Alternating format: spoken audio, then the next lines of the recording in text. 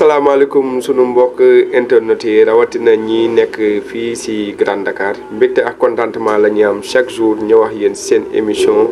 micro ouvert nag comme niñ koy defee saa su ne dinañ jox micro bi doomu dëkk bi ñi nga xam ne ñi ngi fi def ay initiative wala homme politique bi kenn ku si nekk dinañ la dalal jox la micro bi waxtaan ak yow ci ni réew mi di doxee waxtaan ak yow ci sa parcours ak lépp. tey nag dañuy dalal benn doomu Grand Dakar boo xam ne bu ñu waxee turam rek yaakaar naa ñëpp dinañ xam kan la muy docteur Doudou Sène docteur Doudou Sène nekk un fils de Grand Dakar di liggéey bu am solo ci réew mi rawatina foofu noonu mu nekkoon muy programme national de lutte contre le paludisme. tey nag dañuy waxtaan ak moom ci engagement am pour Grand Dakar waxtaan ak moom ci parcours am waxtaan ak moom aussi ci ni situation actuelle réew mi. ak situation bi politique bi surtout ici à Grand Dakar waaw dama leen di bàyyi rek ñu ubbi waxtaan bi ak moom docteur Sène nuyu nañ la. leen di fay Ousmane di ñaan suñu borom suñu émission bi am njëriñ ci askan bi di nuyu téléspectateurs yi internautes yi nga xam ne ñu ngi ñuy suivre doom mbégte bu rëy tey dalal leen fii ci kër docteur Sène pour waxtaanee comme ni nga ko wax rek ci suma jaar-jaar. mais également ci l'avenir de Grand Dakar mais également sur la situation globale du pays quoi. waaw docteur balaa ñu dugg ci waxtaan bi rek tey jii nga nekkoon fële ci PNLP def yaakaar naa juróom-ñaari at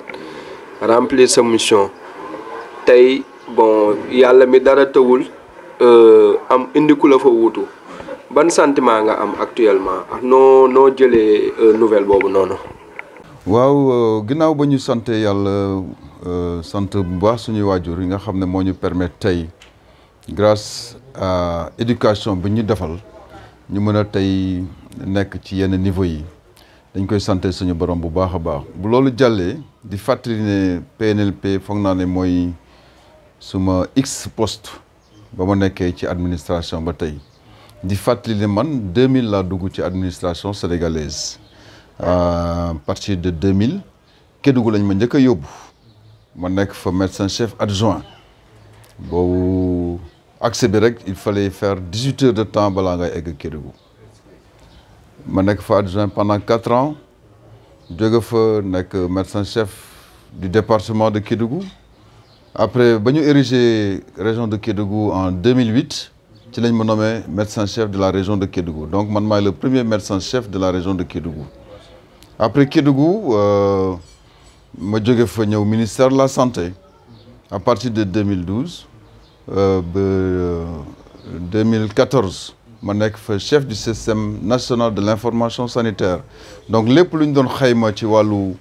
wér-gu-yaram man maa yoroon service boobu donc ma def fa ñaari at après quelque temps ma dem région de Matam au nord du Sénégal def fa ñaari at aussi ensuite ñu affecté waat ma au centre du Sénégal muy Kaolack moo fa defee 2 ans ci lañ ma nommé coordonnateur du programme national de lutte contre le paludisme donc ma def fa juróom-ñaari at donc juróom-ñaari at yi vraiment maa ngi sant yàlla bu baax a baax a baax mission boo gis dafa am fu muy tàmbalee dafa am fu muy yem te juróom-ñaari at yi ma fa def maa ngi sant suñu borom bu baax a baax a baax sur le plan purement technique def naa li ma waroon def ci sama kéemtalaay kattan pour servir le peuple sénégalais à travers le programme tey bu ñu xoolee li nga xam ne mooy xayma yi nekk ci sibiru ñëpp gis nañ ne wàññeeku na bu baax a baax parce que jàpp naa ne moom def naa sama liggéey ni ma ko waroon defee ci yeneen fànn yëpp muy wàllu koppar yi ma doon gérer lépp def naa sama kéemtalaay kattan pour nekk en conformité ak li nga xam ne moom la réew mi bëgg donc fonctionnaire dëkkul fenn li tax ma jaare ba fàttali jaar-jaar bi mooy tey da ngay nekk fii bu ëllëgee nga nekk fële kilifa gu ñëw rek day seet li nga xam ne moo ko day peut-être mu jël fa ay nit donc mais sentiment bi ma am mooy sant naa yàlla bu baax a baax a baax parce que tey mënoon na kii mënul liggéeyam wala deful li mu war a def moo tax ñu jëlee ko fa mais je sers vraiment de façon très fière au niveau du programme national de lutte contre le paludisme avec ay résultats yoo xam ne tey jii waxuma sax Sénégal mais Afrique yëpp ñu ngi koy féliciter sànq rek suma collègue bu Côte d'Ivoire bi day door a yëg ne mu woo ma di ma féliciter di vraiment di wax ne mi ngi door a yëg mbir mi. Donc pour dire que donc sur le plan international aussi yóbbu nañ fenn fi liggéey bi nga xam ne moom lañ ñu dénkoon par l'administration sénégalaise di sant nag kilifa yi nga xam ne ñoo ma fi tegoon parce que liggéey boo gis tamit day am sabablu donc di ñaan également ki nga xam ne moom mooy wutu liggéey bi nga xam ne bàyyi nañ ko fa yàlla jàppale ko ba bu ëllëgee horizon 2030 bi nga xam ne moom la ñu fixé woon pour éliminer paludisme yàlla dimbale ñu ba Sénégal tàgguwoog sibiru. Donc loolu laa amoon lu may wax ci dans un premier temps di sant tamit vraiment suma collègues yi nga xam ne ñoom laa doon liggéeyal di sant ñi nga xam ne ñoo nekk au niveau opérationnel mooy région médicale yi district sanitaire yi poste de santé yi di leen massawu ci coono yu bëri yi nga xam ne actuellement ñu ngi koy daj ci wàllu liggéey pour améliorer la santé des populations sénégalaises. macha allah parcours bi dugg nga si bu baax te am na solo mais tey ñu gis la nga rendre service Sénégal. delluwaat Grand Dakar toog fii parce que ñëpp xam nañ ni que Ngexoox ngay yeewoo mais depuis loolu yaa ngi Grand Dakar tey la moo la lié ak Grand Dakar ak sa enfance Grand Dakar loolu si mën a wax lu yaatu daal. mais au fait man Grand Dakar laa dëkk fële sama dëkkuwaay la pour parce que nit booy da ngay évoluer ba tax na tamit yàlla dimbale na ba mu am benn makkaan boo xam ne mun naa fay fat njaboot gi. mais man suma cosaan Grand Dakar la fi laa juddoo fi laa màggee fi laa yaroo kër gi ñu jàkkaarloo nii fa laa juddee fi laa jàngee école Saint-Pierre à partir de 1973 ba 79 ma am suma certificat mais bëggoon naa peut-être découvrir Sénégal jamono yooyu ci laa dem lu mel ni Djilor Saloum daari Foundiougne foofu sax laa amee certificat réellement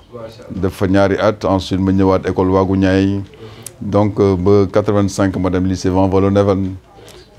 fa laa defee sama troisième ak seconde ensuite dem lycée Malick Sy de Thiès toujours di wër rek quoi yàlla daf ma bindee ne vraiment du ma toog benn place ban de telle sorte que loolu yëpp ay jàngat la ci suma àdduna yoo xam ne ça a été un grand des acquis parce que daf ma permettre ma gën a xam Sénégal xam réalité yi ci biir ba tax na ba ma jógee foofu donc ci laa dem lycée Malick Sy de Thiès ba ma amee bac ci laa dellu soit faculté de médecine def fa suma juróom-ñaari at ba am suma doctorat en médecine mais lépp nag moom fekk Grand Dakar la mu fekk Grand Dakar laa defee suma lépp ba am suma doctorat en médecine donc fii mun naa ne bu doon cosaan la fii mooy suma cosaan en dehors suma cosaanu papa yi ak suma yaay nga xam ne ñoom Sine lañ jógee comme la plupart des habitants de Grand Dakar ñun ñëpp ay ci biir dëkk yi lañ jógee ñëw fii sama papa ak suma yaay jóge woon Sine installé wu fii depuis les années 1949 ba ñuy créer Grand Dakar donc pour dire que rek man je suis un fils de Grand Dakar et je suis fier de l'être boo xam ne tey jii sentiment bi li ko gën a poussé mooy ba mu nekkee étudiant maa ngi koy laajte dafa am benn collègue étudiant bu ma àndaloon bu ñu wàccoon université dañuy dox di ñibbisi ba ñëwee bu boori cinéma El Mansour mu ne moom du dugg biir Grand Dakar ma ne ko lan moo tax mu ne ma non c'est trop risqué et cetera dafa am benn sentiment de fierté bu ma gën a joxaat de mon appartenance à Grand Dakar et depuis lors musta deñ man quel que soit niveau bi ma mës a nekk ci administration bi j'ai toujours gardé les liens avec mes amis d'enfance man awma beneen xarit ñoom rek lay àndal di leen saluer au passage muy ñoom Mbaye Diop ak suñu grand frères yi ñoom Simbaay ñoom Baxaw di leen nuyuwaale au passage ci ñi nga xam ne ñoo saraan émission bi donc pour dire que mon attachement à Grand Dakar c'est pas fortuit c'est pas que dafa nekk ay calcul waaw c'est quelque chose boo xam ne c'est très sincère en moi et une fois quelqu'un me demandait mu ne ma lan moo tax ak niveau bi nga nekk ngay continuer di fréquenter koñ bi quoi ma ne ko mais sëñ bi lii ma nekk nii liggéeyukaay la rek liggéeyukaay la bés day jeex te tey jii jeex na su jeexoon tey jii ma am nu ma leen doon xoolee dinaa am gàcce pour ñëwaat fii mais je suis fier d'être ici malgré que c'est vrai que maa ngi toujours dans l'administration jëlee nañ ma ci poste bi mais je reste un agent du ministère de la santé et pour dire que donc Grand Dakar c'est une fierté pour moi et ça m'a tout donné fii laa foowee fii laa footballé donc lépp laa fi def donc je ne peux pas me départir de Grand Dakar te kenn mënu ko. lii nga wax ñu sa parcours wax ñu aussi fi nga jaar concernant sa cursus scolaire mais nga nekk un agent de l'administration sénégalaise mais en même temps nga nekk un homme politique lan moo la poussé à ce que nga def politique est-ce que da nga ko yàggoon def moo tax nga jékki saay dugg si wala dafa am lu la poussé pour nga dugg si politique. mais boo gisee après suma jaar-jaar le Sénégal m'a beaucoup rendu le Sénégal li mu def ci man parce que administration sénégalaise wala l'état du Sénégal mooy former ay doomam man mosuma génne jàngi bitim réew lépp lu ma am tey jii c'est grâce au Sénégal donc ma dem ba ci biir gis dëkk bi ni muy doxee gis par exemple le milieu politique ma ne mais man war naa mën a ci li ma yàlla jox ci ab xam-xam ak yéene gi nga xam ne am naa ko parce que ba may dund ay ci biir àll bi ay pas àll bi sax mais ci région yi lu mel ni Kédougou ma gis souffrance population bi gis difficulté yi di gis xale yi faatu di gis ay jigéen yuy dee parce que seen ëmb yàqu na et cetera ma am envie ne peut-être dinaa dem ba boo duggee ci politique ci ngay mën a am possibilité nekk ci position yu lay permettre nga jël ay décisions pour mën a régler les problèmes de ci askan bi. ci loolu laa xalaat ne peut-être war naa mën a dugg ci politique ñuy dem di dem essayé naa ak yenn parti yoo xam ne bëgguma ko tudd far yàlla def ci biir dox bi may dox biir Kédougou ma waroon dem supervision dëkk bu ñuy wax Dindéfelo ci laa tas rek le président Macky Sall ci tali bi ne ko man vraiment amoon naa yéene jàppale la parce que temps yooyu il était victime li ngeen ko xamee ma gis dignité bi mu àndaloon ak ngor gi mu àndaloon ak man sama profil ak yaru teggin bi ma yore woon ma ne kii war naa mën a ànd ak moom ci noonu laa duggee à l'Alliance pour la République ba ma laajee fan ngay militer ma ne ko man Grand Dakar laa dëkk fa laa juddoo fa laa màggee donc mu ne ma c'est bien après ci la ma boolee ki nga xam ne mooy Moussa Ba ak ca Ndella Fall ca Yacine Fall ñoom ñoo fi yoroon APR jamono yooyu donc ci ñëw rek engagé wu commencé vraiment installer la base au niveau de Grand Dakar ba politique bi ma ciy def mais nag politique ba mu ci duggee aussi ñu bëri dañ ma naan docteur Sène du politicien te effectivement je suis un homme politique au fait politique ça ne veut pas dire que da ngay wax lu la neex da ngay def lu la neex wala da ngay naxaatee parce que man du ma naxaate du ma fen xalaatuma ko parce que il faut nit ñi bàyyi xel ne bu ëllëgee da ngay rendre compte ak noo mën a dem politique c'est juste pour nga gérer la cité fexe ba nit ñi nekk ci jàmm bu ñu waree faju ñu faju bu ñu bëggee jàng ñu jàng am seen environnement bu correct man je pense que c'est ça la politique au fait noonu laa ko gisee noonu laa ko doon dundee ba tax na donc pour ma évoluer woon ci correctement dafa xawoon jafe moo tax 12 ans yi ma def au niveau de l'APR boo xoolee bon maa ngi sant yàlla bu baax ci fànn boobu j'ai pas regretté j'ai beaucoup appris ci nit ñi ni ñuy doxalee ak yenn comportement yi am ci par rapport ak l'idée politique au fait ba tax na donc c'est quelque chose boo xam ne j'ai pas regretté en tout cas et j'en appelle également aux populations sénégalaises ñi nga xam ne am nañu yéene gu rafet parce que ce pays là kenn du ko defar ku dul sénégalais du américain du anglais du keneen képp koo xam ne yàlla baaxee na la nga am xam-xam wala nga am yéene gu rafet war ngaa mën a jàpp ci l'idée politique parce que politique loolu la boo leen gisee tey dëkk bi nu mu demee dañoo soxla tey jii une mobilisation de toutes les forces vives du Sénégal pour que ñu génn ci situation yi nga xam ne moom la ñu nekk voilà donc looloo mu dugaloon ci politique et maa ngi militer Grand Dakar boobu ba léegi mais à partir de juste la veille des élections législatives ci laa démissionné de l'APR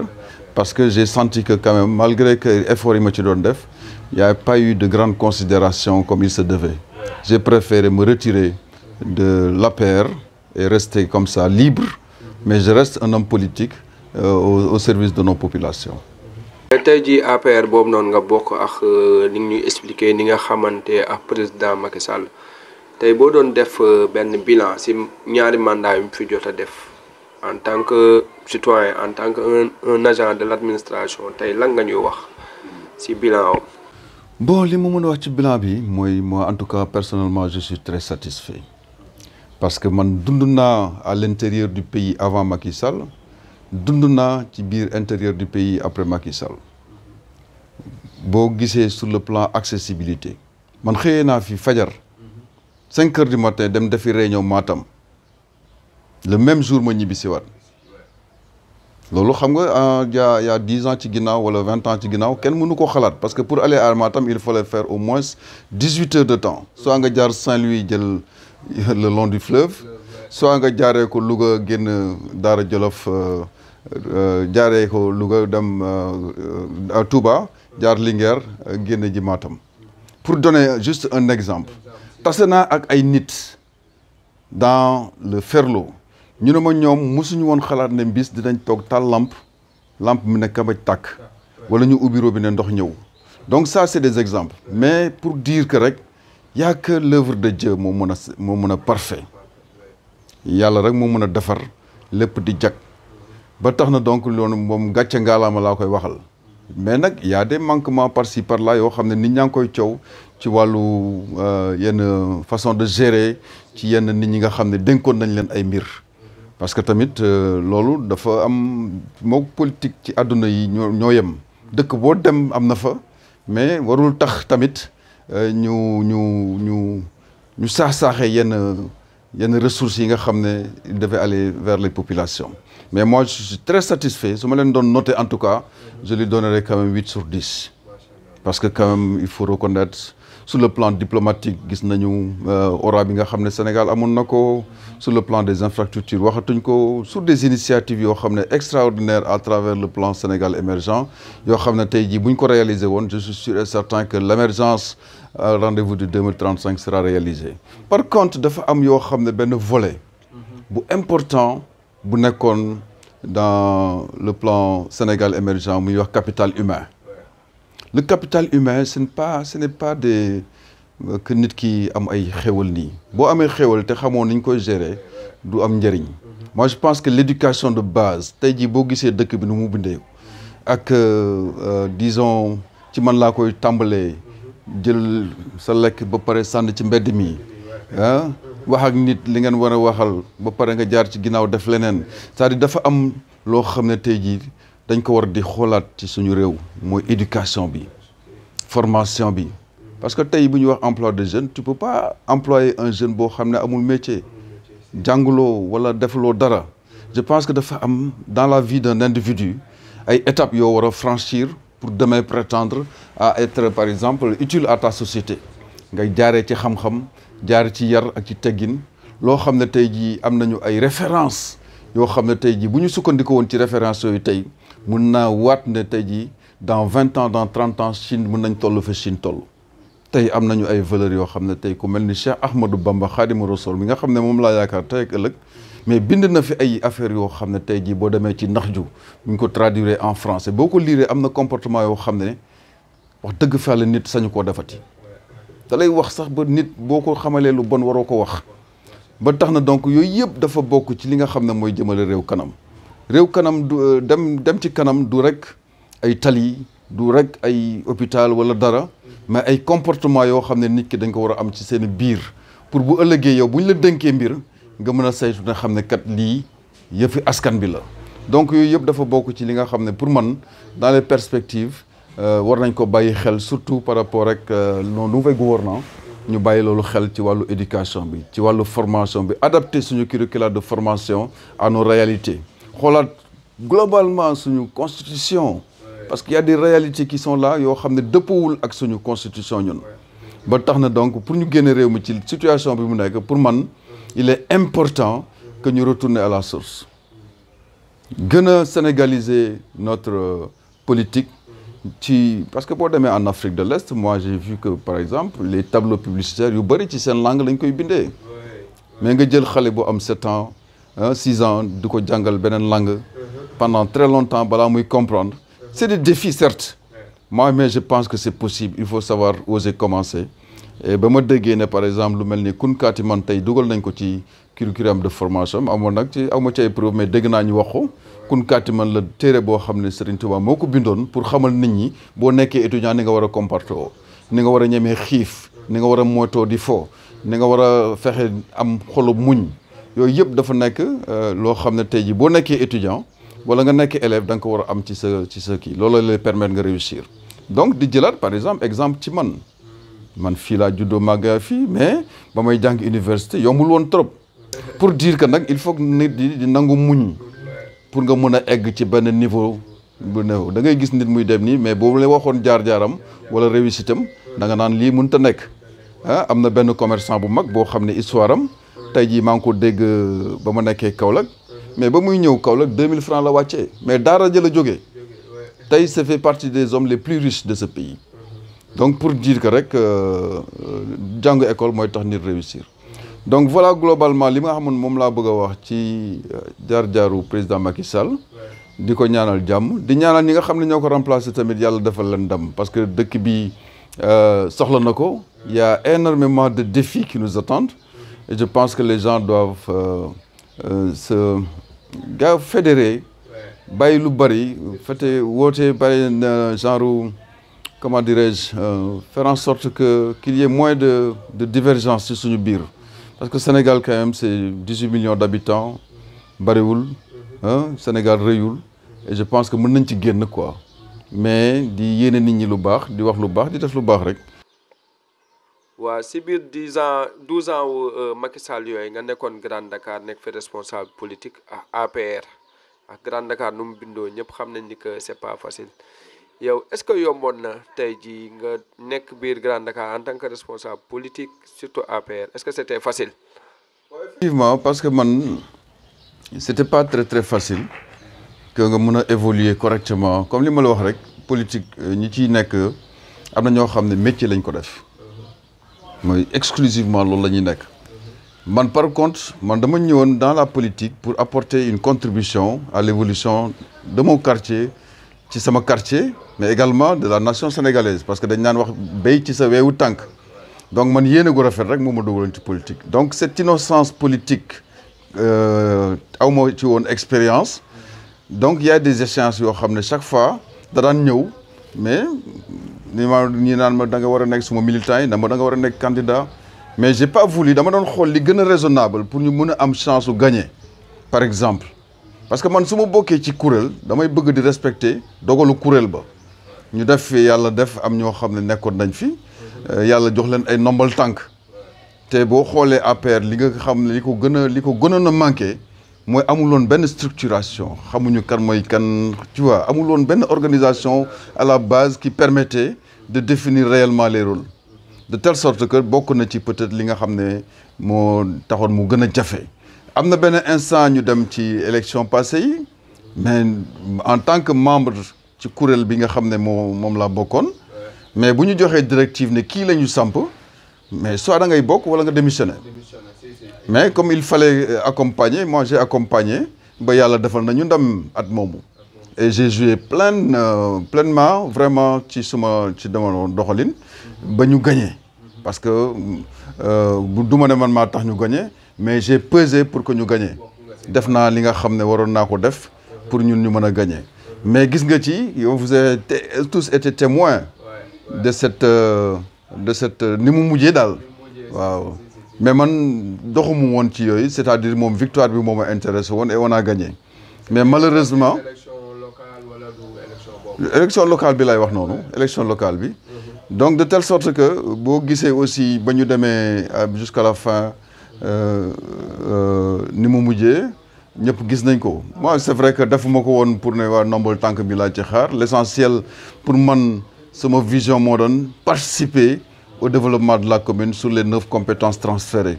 malheureusement man foog naa man maa comprendre comment ça marche mais je me rends compte aussi que ni ñuy doxalee pour man amul benn sens quand on parle de conseiller municipal pour man mon idée c'est que boo nekkee conseiller municipal tu viens voir lan mooy réalité quartier bi nga mën ko ramener au niveau du conseil et que les gens discutent pour trouver des solutions nga mën a joxe idée pour mu avancer mais quand quelqu'un seul décide de tout di woote ay réunions yoo xam ne par exemple chaque fois conseil municipal vote de budget divers j'ai pas voulu entrer dans ce jeu quoi mais commission bi nga xam ne moom lañ ma dénkoon muy commission chargé de la santé j'ai fait suma kéemtalaay kattan en organisant plein de choses yoo xam ne nay ji c'est au grand bénéfice quand même des populations de Grand Dakar ça c'est tout à fait normal en tant qu'agent de santé ma mën a indi une contribution très positive mais globalement ce que je peux dire daal moi je suis pas très satisfait de certains aspects ci 12 ans yi ma def fii quoi peut-être mënoon naa def plus loolu ci man la peut-être militants yi bëri dañ ma koy faral di reprocher ils pensent que peut-être que bëgguma xëccoo et cetera politique boo ci nekkee foog ngay xëccoo malheureusement mais ba tax na donc loolu yëpp ay jàngat la échec boo gis rek ay leçon la duñ ko considérer comme échec mais loolay permettre bu ëllëgee nga mën a xam fooy teg sa tànk mën a gën a dem de l'avant ci li nga xam ne mooy sa mission quoi. Bon, en parlant de xëccoo tey jii gis nga situation bi régime APR ñàkk na élection dem na mu am régime bu bees avec le duo Sonko Diomaye tey noo gisee les premiers mois là bon léegi ñu def ñoom 1 an apparemment noo ko gisee. Bon, personnellement ni ma gisee je pense qu'il y a besoin de beaucoup plus de communication. Moi de façon très honnête xam naa ne am nañu yéene gu rafet ci li ma yaakaar parce que yaakaar rek la ñuy mën a wax mais wanaguñu sénégalais yi fan lañu bëgg a teg seen tànk réellement pour egg vers ce développement intégral du pays. Fi mu ne nii peut-être ils sont dans les redditions des comptes, peut-être que c'est plus visible mais il faut que ñu xam exactement fan la ñuy jëmee réew mi à travers vraiment les documents yi nga xam ne élaboré nañ ko ñu xam sur le plan santé fan lañ bëgg a yóbbu sur le plan des jeunes nan la ñu war a liggéeyee. Par exemple j'ai vu des projets yoo xam ne ci PSE la nekkoon pour man on peut pas inventer la roue 2 fois même bu nekkoon ne beneen régime bu passé moo ko créé woon mais bu nekkee lu baax la dañ ko war a adopter dox ci. Je donne l'exemple des domaines agricoles communautaires à travers le PRODAC. Moi j'ai vu celui de Itato dans le Kédougou, plus de 1000 hectares avec toutes les infrastructures nécessaires. Tey ay xale yoo xam ne ñu ngi leen di jël di war a dem ba Espagne dafa liggéey ay tool mais pourquoi on les mettrait pas ici jël leen utiliser leen dans ces DAC qui sont déjà confectionnés. Boo demee Kër Momar Sarr boo demee fii Sangalkam bi tout près boo demee CFAO bu nekk Sédhiou. Moi parce que je suis très intéressé par yow tu as été témoin, j'ai amené au moins une dizaine de jeunes que j'ai amené ici yóbbu naa leen fii ci DAC bi nga xam ne moo nekkoon Sangalkam ñu abaloon ñu fa 5 hectares mais liñ fa liggéey gis ngeen ko ba tax na tey jeunes yi aussi il faut ñu xam nañ leen di gën a parce que espoir bi dafa bari. Pour man aussi il fallait pas ñu attaquer wu tout de suite à l'organisation des Jakartamen parce que ñoom ils se sont beaucoup battus def nañ lu bari ba tax na donc il faut aller vers commencer par le macro ba nga xam ne de façon très structurelle dinañ dem ba lijjanti situation bi nga xam ne kenn ku nekk digg parce que Dakar kenn dëkku fi la plupart ñu ci bari ci ville yi la ñuy jógee ay Kaolack ay Thiès ak yeneen régions yi tey bu ñu amoon avec à travers les différents pôles yi ñu définir organiser ko ba nga xam ne tey kenn ku nekk da ngay am fierté delluwaat sa dëkk mais sëñ bi dinañ désencombrer Dakar te coow du jib donc il fallait pas tout de suite day gën a envenimer effet parce que booy Jakarta boo gis dafa yore famille. Man je suis parvenu quand j'étais médecin-chef de la région de Kaolack fexe ba ñëpp di sol casque à travers benn démarche boo xam ne inclusive boo xam ne waxtaan nañu ba le lendemain pendant plus de 3 mois les gens portaient les casques lu tax ma naan pendant plus de 3 mois mais après quelques mois dañoo commencé dellu ci liñ nekkoon pour dire que tamit c'est pas facile de gérer le peuple sénégalais même boo amee yéene goo xam ne da nga bëgg a désencombrer defaraat kii bu ñu leen fitnaal bi ñu leen di teg nii actuellement nañu gën a wàññi gën a am benn indulgence te leen à partir du 31 janvier 2026 ku amul permis amuloo carte grise amuloo truc dootoo mën a dawal sa Jakarta ñu organiser ko de telle sorte qu'on leur donne un délai mais xale buy dawal Jakarta war a régler 6 000 francs par jour mu war a dépenser kuram nga bëgg ko laaj 80 000 ci 3 mois parfois day xaw a jafe donc tout ça je sais que c'est dans le sens de mieux désengorger dëkk bi mieux organiser transport bi mais yooyu yëpp dafay laaj une certaine démarche inclusive et progressive muy permettre tey jii xale yi mën a génn ci li nga nekkee parce que tey bu ñu amul beneen emploi loolu rek la moo fi nekk ci wàllu agriculture mooy li ma wax former les jeunes ñu encadrer leen par boo yi nga xam ne ñu ngi jàng actuellement agriculture ci école ENA yi nekk Thiès par des lots de 1000 et quelques personnes ils peuvent travailler il y a tellement d'espace dans le fleuve il y a tellement d'espace dans le Kédougou ba tax na donc ils peuvent vraiment commencer par des activités urgentes qui permettent quand même de soulager un peu cette jeunesse sénégalaise mais en amont ñu insister sur la formation fexe ba nit ñi am xam-xam jàng parce que nit mënoo xëy mën a liggéey te amuloo xam-xam c'est pas possible da ngay jàng métier nga mën a nekk menuisier nga mën a nekk tailleur wala nga nekk dara balaa ngay mën a wax ne damay am emploi mais yow jànguloo liggéey xamoo dara ba pare bëgg a wut liggéey mënul nekk dëkk bu développé tey jii bu gisee Chine boo gisee Inde di tax tey ñu nekk parmi les puissances dañoo former ay nit ñu am xam-xam boo xasee ba am xam-xam rek le reste waaw parce que pétrole baa ngi nii tey bu ñu ko bëggee exploiter ay nit la ñuy woowee ñu ñëw mais bu ñu amee ay nit ñu am xam-xam ci réew mi jàngee ci réew mi bu yàggee ñun dinañu mënal suñu bopp je pense que man loolu laa gisagum que ñu gën a wàññi coow lii gën a am indulgence ci doomu aadama yi xam ne ñun ñëpp ay sénégalais yi ñii ñoo gagné mais ça ne veut pas dire que ñoom moom réew mi Sénégal ñëpp a ko bokk kenn ku nekk war nga mën a indi sa contribution bu nekkee ne wax dëgg fee la critères yi nga xam ne mi ngi laaj na ko ñu jéem a xool fan lañ la mën a teg pour nga mën a liggéeyal sa réew parce que ñun xam-xam bi ñu am ñëpp a ko soxla ñëpp a ko soxla ba tax na donc il faut que ñu fexe am beaucoup plus d'indulgence gën a fédéré waat sénégalais yi ñu wàññi tension bi tuuti parce que boo xoolee tension bi bari na ci réew mi tu as l'impression que bañante bi dafa bari te ñun mérité wuñu loolu dëkk boo xam ne am nañu ay kilifa yoo xam ne ñëpp a ñu yee ci àdduna bi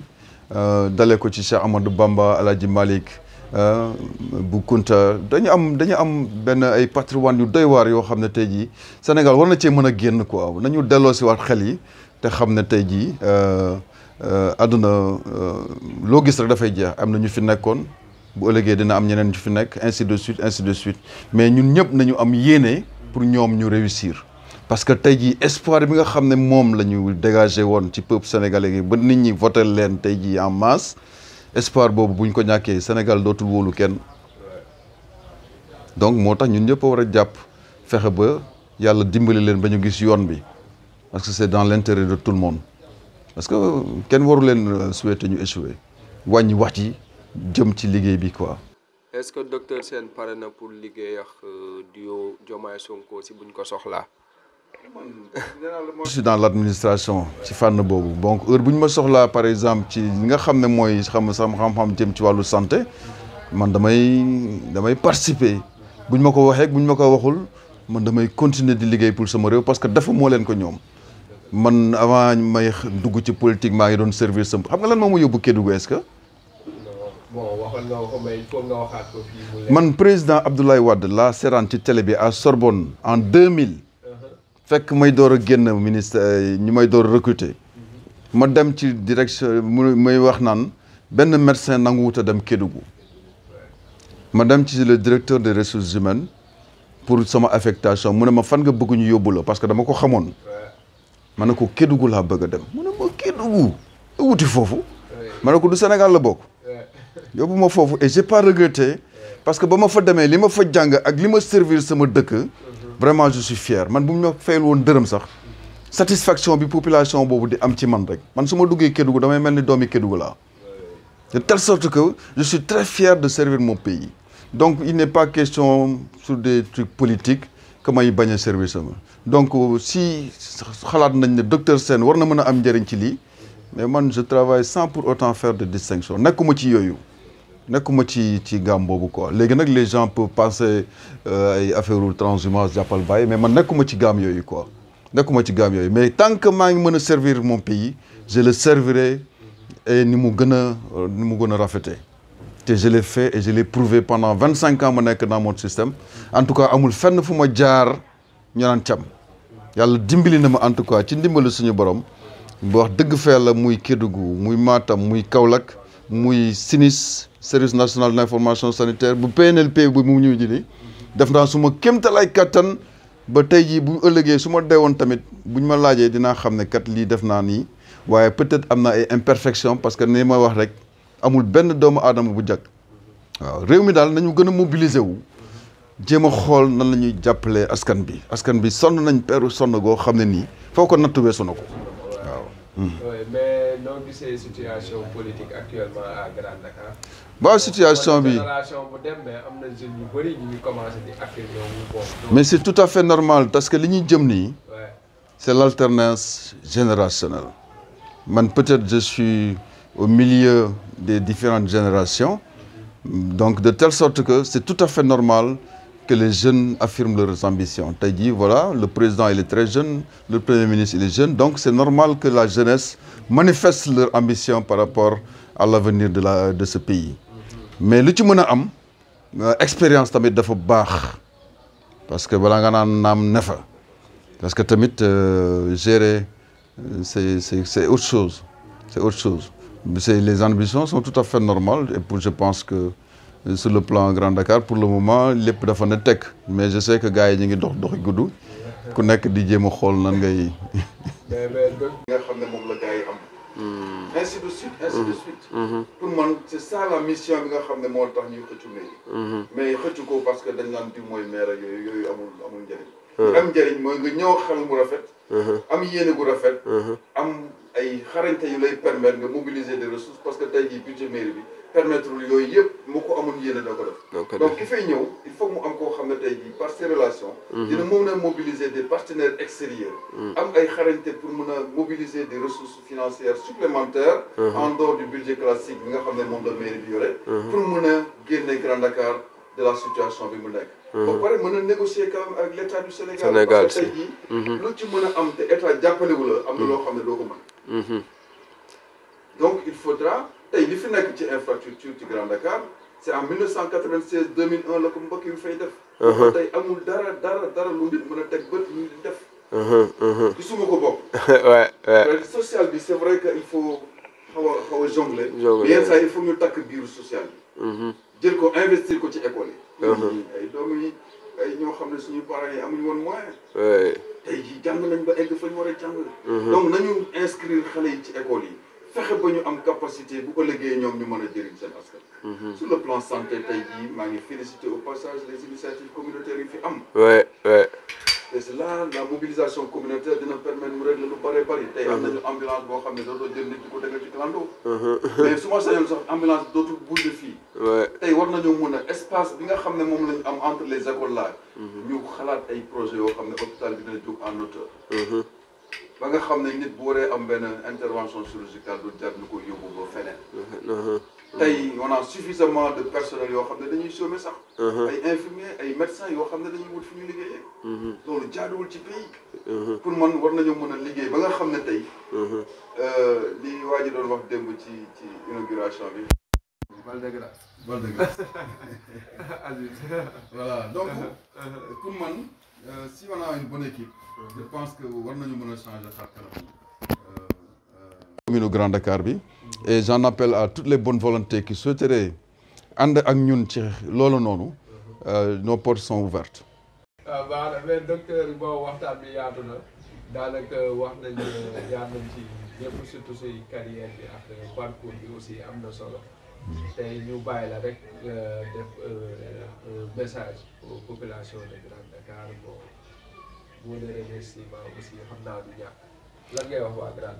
waaw comme li nga wax rek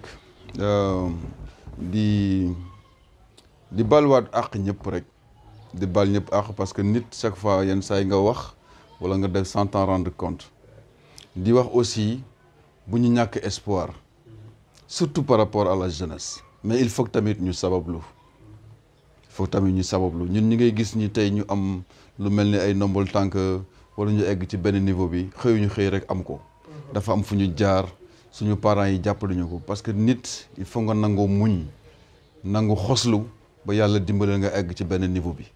loolu c'est un message que je transmets à la jeunesse ñu gën a mobiliser wu parce que tey jii li ma gis démb mobilisation communautaire moo ko mën loo xam ne état du ci dugal loxoom te loolu dëkk bi fi mu toll nii loolu lay ñaan Grand Dakar ñu mobiliser wu autour de l'essentiel fexe ba bu ëllëgee li ñu bëgg ci Grand Dakar mu nañ ko mën a def di ñaan aussi képp ku nekk ak foo mën a nekk ci wàllu politique na ngay rafetal sa diggante ak ki ci des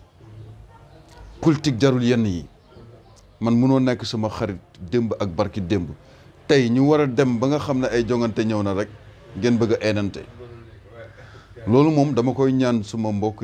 homme politique yi nekk Grand Dakar yëpp nu mu gën a rafetee rek ba nga xam ne tey ji buñ ci tollee Grand Dakar dina xam kanay kan ak kan la ñu bëgg a tànn ñu tànn ko mais jarul xeex jarul xiroo jarul ŋaayow ñun ñëpp ay frère lañu kenn ku nekk da nga am yéene te kenn ku nekk am nga droit wane sa yéene loolu le message la nag bu mooy jox à toute la jeunesse parce que maa ngi dégg ay rumeur ci ñoo xam ne ay xarit la ñu woon démb commencé di ngaa yow te loolu amul njariñ ku fi jaral nga xeex wala nga rey sa doom wallahi bu ëllëgee di nga ko rëcc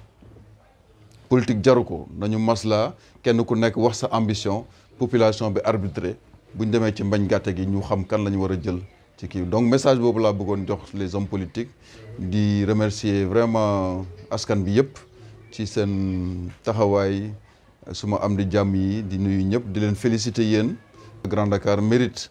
d'être très visible mérite vraiment mu gën a am position bi mu war a am ci askan bi boo xoolee c'est peut-être avec l'événement de Macky Sall qu'on a eu des ministres et tout mais Grand Dakar n'a jamais été considéré et maa ngi ñaan nguur gi tamit ñu bàyyi xel waa Grand Dakar ñi nga xam ne ñoom bokk nañu ak ñoom wala même bu ñu bokkut ak ñoom te am capacité war nañ leen mën a woo pour ñu àndal liggéey ak ñoom jërë ngeen jëf. waaw fësal comme son nom l'indique vraiment na ko Grand Dakar jàppale démb gis naa koo xam ne def na témoignage bu am solo tey sax ce matin ne fësal moo ko jàppale ba tey jii mu mën a génnaat sur le plan international ci liggéey bi nga xam ne moom lay def donc na waa Grand Dakar yëpp jàpp ci fësal pour ñu fësal Grand Dakar kese